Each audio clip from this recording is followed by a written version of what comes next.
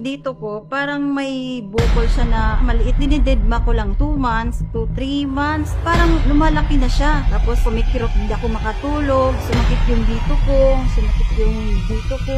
Yung katawan ko parang bumabagsak. Nagpa-check up kami dito sa Angeles na hospital. Sabi ng doktor, grabe ang kirot, as in, ang kirot hindi ako makatulog. Hindi ako maka-exhale, inhale. Kasi pag naganon ako, para siyang sumasama hanggang tumutulo na yung luha ko. Hindi ko na alam kung anong gagawin ko. Nagpe-pray ako sa chapel. Sabi ko, bakit ako pa? Bakit ako pa yung binigyan mo? Ganun ba ako kasama? Nabibigyan niya ako ng ganito na sakit. Tapos yung mga anak ko, mga bata pa. Nagagalit ako sa kanya.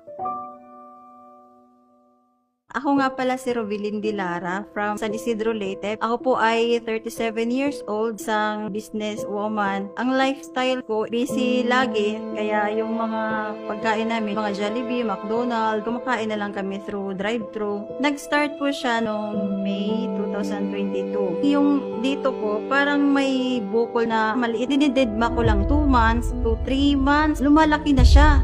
Tapos kumikirot. Nung kumikirot na, hindi ako makatulog. Sumakit yung dito ko. Sumakit yung dito ko. Yung katawan ko parang bumabagsak. Sabi ko, sa kapatid ko, Lab, samahan mo ako magpa-check up tayo. Nagpa-check up kami dito sa Angeles na hospital. Sabi ng doktor, may bukol. Kailangan tayo magwawas for biopsy. Sabi ko, Dok, tay ka lang. Kasi nga, hindi ko maano yung angay.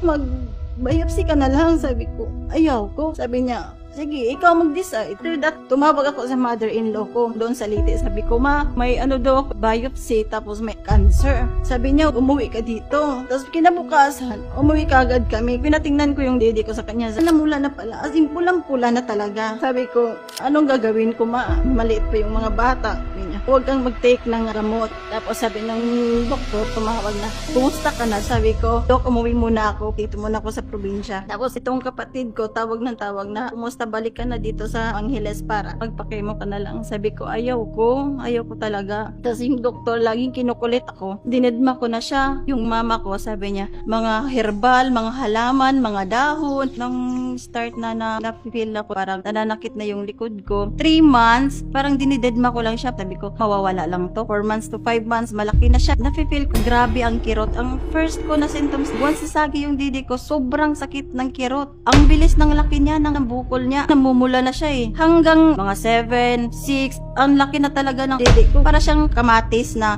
pulang-pula siya. Hindi ako maka-exhale, inhale. Kasi pagan ko, as in kirot na kirot talaga. Grabe ang iyak ko. So nung hindi ko na kaya, nag-decide